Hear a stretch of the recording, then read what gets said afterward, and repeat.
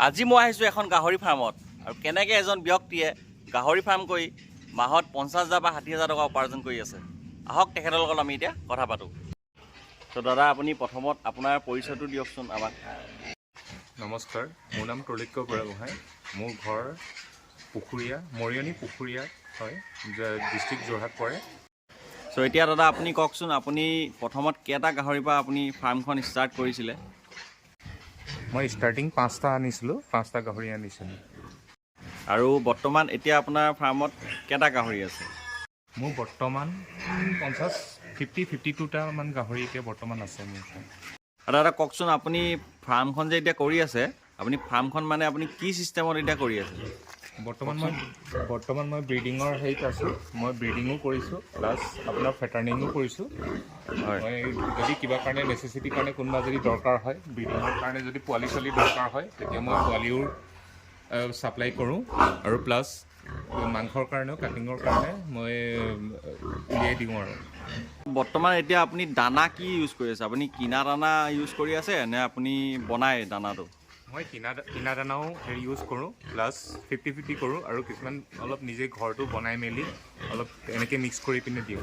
তো দাদা আপুনি পোৱালিক এইখিনি যিহেতু মই এইখিনি দেখিছোঁ, এইখিনি যে পোৱালি হয় আৰু এইফালে ধৰক ডাঙৰখিনি আছে, এতিয়া ধৰক আপুনি পোৱালিক আপুনি কি দানা দিয়ে আৰু মানে এই ডাঙৰখিনিক আপুনি কি দানা দিয়ে আমাক ক'বচোন অলপ। মই বৰ্তমান পোৱালিখিনিক কিনা দানাই দিওঁ, বেলেগকৈ ঘৰ বনোৱা দানাটো নকৰোঁ। এইটো তেওঁলোকক মই এতিয়া বৰ্তমান ষ্টাৰ্টাৰে দি আছোঁ এইখিনি পোৱালিক। আৰু যিহেতু ডাঙৰখিনিৰ কথা কৈছে, ডাঙৰখিনিক মই এইটো আপোনাৰ নিজে বনাই পিনে প্লাছ বনায়ো দিওঁ আৰু কিনা দানা মিক্স কৰি পিনে দিওঁ। আৰু এই পোৱালিখিনি যাওক, যিহেতু সিহঁতি এতিয়া পোৱালি হৈ আছে, আপুনি এই পোৱালি অৱস্থাত কিবা মানে মেডিচিন তেনেকুৱা ইউজ কৰে নেকি? তেওঁলোকক এনেকৈ মেডিচিন মানে যেতিয়া জন্ম হয় তাৰ 3 দিনৰ পিছতে এটা মেডিচিন দিওঁ। তাৰপৰা 4 নম্বৰ দিনাখন এটা মেডিচিন দিওঁ। এটা আইৰণ দিব লাগে, তাৰপৰা বি কমপ্লেক্স দিব লাগে, বেলামাইল। তাৰপিছত নেক্সট আকৌ 14 দিনত এটা একেই আইৰণ আৰু বেলামাইল বি কমপ্লেক্স এইটো ৰিপিট কৰিব লাগে 14 দিন আৰু 15 দিনত। তাৰপিছত আৰু তেওঁলোকক লিভাৰটো আৰু ডিৱাৰ্মিঙৰ কাৰণে কিবা দিব লাগে, আৰু বেলেগ এনেকৈ মেডিচিনৰ ইমান দৰকাৰ নহয় তেওঁলোকক।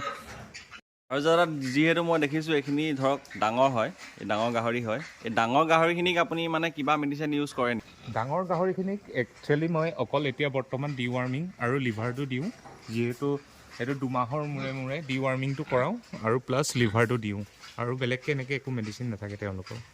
ফাৰ্মখন যিহেতু চাফাই দেখিছোঁ মই, আপুনি চাফা কৰিবলৈ আপুনি মানে কেনেকৈ চাফা কৰে, আৰু চাফা কৰোঁতে মানে আপুনি কিবা মানে তেনেকুৱা মানে মেডিচিন ইউজ কৰে নেকি? মই একচুৱেলি কি হয়, চফা মানে মটৰ আছে, মটৰ দি তেওঁলোকে মানে চফা তফা কৰি দিয়ে, পাইপ দি পিনে চফা কৰে। চফা কৰি তেনেকৈও চফা কৰে, মৰ্ণিঙত এবাৰ চফা কৰে।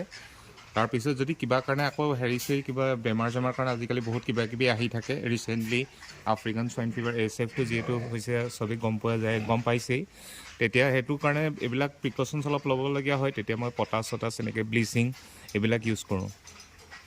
আৰু দাদা যিহেতু মই দেখিছোঁ এইখিনি পোৱালি হয়, এই পোৱালিখিনি মানে কি আপুনি বিক্ৰী কৰিব নে এইখিনি আপুনি ডাঙৰ কৰি মাংসৰ কাৰণে আপুনি বিক্ৰী কৰিব? ইয়াত আপোনাৰ কি হয়, যিবিলাক পোৱালি কিছুমান যদি আছে এতিয়া বৰ্তমান, যদি কিবা দৰকাৰ হয় বুলি কয়, দৰকাৰ হ'লে মই দি দিওঁ ইয়াত। কাৰণ যিহেতু মানে মোৰ খাচী কৰাত থৈ আছে, মিক্স হৈ আছে, খাচীও আছে প্লাছ মাইকীও আছে।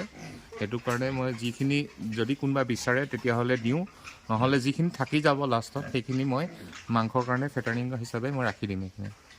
দাদা এতিয়া যদি আমি মানে এনে যদি আপোনাক যদি সোধোঁ, মানে বছৰটোত আপুনি মানে এনে কিমান টকা মানে উপাৰ্জন কৰি আছে এই ফাৰ্মখন চলাই পেলাই আপুনি? বৰ্তমান মই এইখনৰ পৰা বছৰেকী বুলি যদি হেৰি কৰি চাওঁ, তেতিয়া 4-5-6 লাখ এনেকৈ মানে মোৰ ইয়েৰলি থাকি যায় আৰু। ত' দাদা কোনোবাই যদি এতিয়া ধৰক ফাৰ্ম যদি মানে নতুনকৈ যদি আৰম্ভ কৰিম বুলি ভাবিছে, গাহৰি ফাৰ্ম এখন, চ' সেই ব্যক্তিজনে ধৰক ফাৰ্মখন খুলি পেলাই মানে কিবা এটা টকা লাভ কৰিম বুলি যদি ভাবিছে, তেখেতে লাভ কৰিব পাৰিবনে? যদি কোনোবা এনেকৈ কৰোঁ বুলি কয়, মোৰ লিখে ষ্টাৰ্টিঙত মানে প্ৰথম গাহৰি হেৰি কৰি বুলি ক'লে এগালমান আনি লৈ পিনে পিছত দিগদাৰ হৈ যায়গৈ। কাৰণ যিহেতু তেওঁলোকক স্পেচ বহুত দৰকাৰ হয় আৰু বহুতখিনি লাগি থাকিবও লাগে। সেইকাৰণে যদি কোনোবাই যদি বিচাৰিছে পটক মানে এগালমান নকৰি পিনে মোৰ লিখীয়া 4-5টা আনি পিনে তেওঁলোকে এটা এক্সপিৰিয়েঞ্চ এটা গোটাই পিনে কেনেকৈ হয়, কিমানটো কি কৰিব লাগে, তেওঁলোকক দানা কেনেকৈ হয়, এইবিলাক যদি গোটেইখিনি যদি জানি লয়, তেতিয়া অবভিয়াছলি তেওঁলোকে যদি নিজৰ মতে কৰিম বুলি ভাবিছে তেতিয়াহ'লে নিশ্চয় কৰিব পাৰিব। আৰু আজিকালি যিহেতু বহুত নিবনুৱা ল'ৰা এনেকৈও আছে, বহুতে কৰিও আছে আৰু কিছুমানে কৰিবলৈ আগবাঢ়িও আহিছে। আৰু পৰাপক্ষত যদি মই যিমানটো পাৰোঁ কৰিলেই ভাল। আজিকালি নিজস্ব হিচাপে কিবা এটা নিজৰ কৰি থাকিলে নিজৰো ভাল কিবা এটা হয় যে, যিহেতু পটককৈ আজিকালি চাকৰি তাকৰি নাপালে কিবা এটা কৰোঁ বুলি ক'লে এটা হেৰি হিচাপে মানে আপুনি এখন মানে আগলৈ কিবা এটা মানে পাম বুলি ঘৰখন চলাবৰ কাৰণে যদি ভাবিছে যে ফাৰ্ম এখন হেৰি কৰি পিনে, তেতিয়াহ'লে নিশ্চয় আপুনি পাৰিব। খালি অলপ কষ্ট কৰিব লাগিব, ধৈৰ্য ধৰিব লাগিব, কষ্ট কৰিব লাগিব, সেয়াই। চ' আজিৰ ভিডিঅ'টোত ইমানটোতে আছিলে। আশা কৰিলোঁ আপোনালোকে মোৰ ভিডিঅ'টো চাই ভাল পালে, আৰু যদি ভাল পালে এই ভিডিঅ'টো লাইক কৰি দিব আৰু লগতে মোৰ চেনেলটো ছাবস্ক্ৰাইব কৰি ল'ব। মই আপোনালোকক এনেকৈ সদায় ভাল ভিডিঅ' দিবলৈ চেষ্টা কৰি থাকোঁ আৰু আগলৈ কৰি থাকিম।